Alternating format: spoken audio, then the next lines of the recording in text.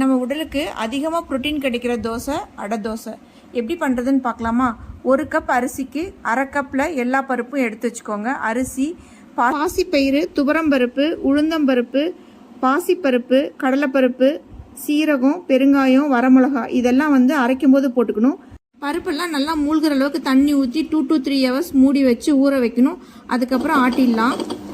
உங்களுக்கு எவ்வளோ நைஸாக வேணுமோ அந்த அளவுக்கு ஆட்டிக்கலாம். இந்த மாவு புளிக்கணும்னு அவசியம் இல்லை. இந்த மாவை அரைச்ச உடனே ஃப்ரிட்ஜில் எடுத்து வச்சுக்கலாம்.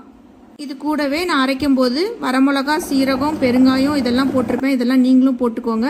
இந்த மாவை ஆட்டினோடனே ஃப்ரிட்ஜில் எடுத்து வச்சுக்கலாம். உங்களுக்கு எப்போ வேணுமோ எடுத்து 3 இல்லை 4 கரண்டி எடுத்துக்கலாம். அது கூட தண்ணி மிக்ஸ் பண்ணிக்கலாம். தோசையாக ஊற்றும் போது கொஞ்சம் நேரத்துக்கு முன்னாடி அதை தாளிச்சுக்கணும். கடுகு, உளுந்தம்பருப்பு, கடலைப்பருப்பு, வரமிளகா, கருவேப்பிலை இலைகள் போட்டுக்கணும். தேங்காயை திருவி அந்த மாவோடு மிக்ஸ் பண்ணிக்கோங்க. ஒரு வெங்காயத்தை சின்ன சின்னதாக கட் பண்ணி அது கூட சேர்த்திக்கோங்க. முருங்கை இலை ஒரு கைப்பிடி அதுவும் கூட சேர்த்திக்கோங்க. சூப்பர் டேஸ்ட்டாக இருக்கும் தோசை. இந்த மாதிரி செஞ்சு பாருங்கள். இந்த தோசையில் நிறைய ப்ரோட்டீனும் விட்டமின்ஸ் மினரல்ஸ்லாம் இருக்குது. இந்த தோசையை ஊற்றும் போது 2 பக்கமும் நல்லா வேகணும். இந்த மாதிரி தோசை பண்ணி குழந்தைங்களுக்கு கொடுங்க. குழந்தைங்களுக்குலாம் ரொம்ப நல்லது. இந்த தோசைக்கு சிம்பிளாக ஒரு தேங்காய் சட்னி அரைச்சிட்டிங்கன்னா சூப்பரான அடை தோசை ரெடி. அப்படியே என் பேஜை ஃபாலோ பண்ண மறந்துடாதீங்க.